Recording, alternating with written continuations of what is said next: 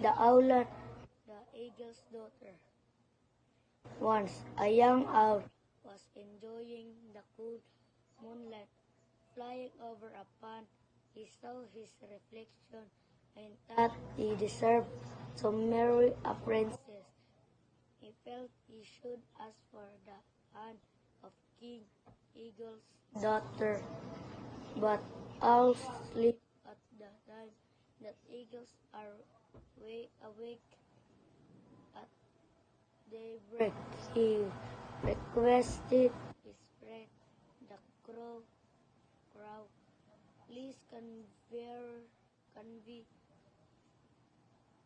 my proposal to King Eagle. The crow did so, that unhappy King Eagle asked the crow, tell the owl to meet me in the high sky at noon. When the owl peeped out at noon the next day, the bright sunshine hurt his eyes.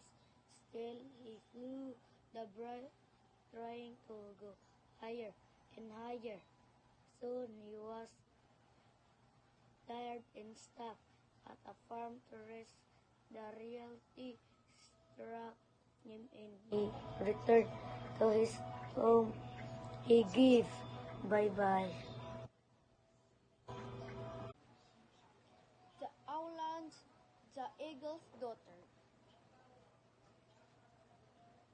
Once, a young owl was enjoying the cool moonlight.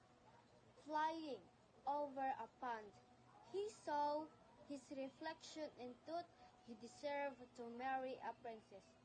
He felt he should ask for the hand of King Eagle's daughter, but owls sleep at the time that eagles are awake.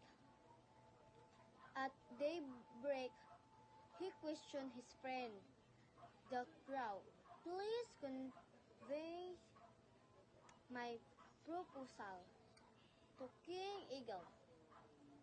The crow did so, toots unhappy.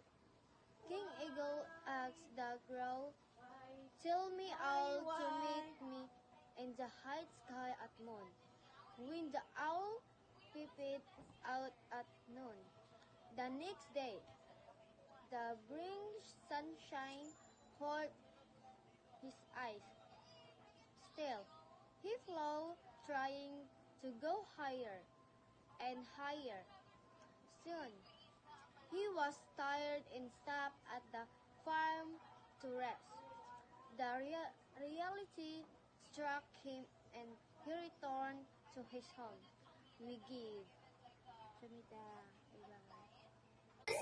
The Fiddler and the Donkey.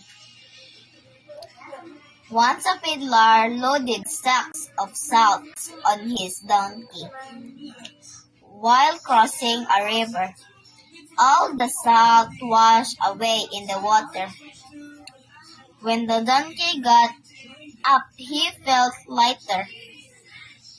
He thought, this is the right way to relieve me from the burden. I will repeat this every day. Soon, the fiddler realized that the donkey did it on purpose. He decided, I will teach the donkey a lesson. On the third day, he loaded him with sacks of cotton seeds. As cotton absorbs water, it gets heavier. The donkey again acted to fall in the river, but on getting up, his burden was far heavier than before. Moral: there is no shortcut for hard work. Bye-bye.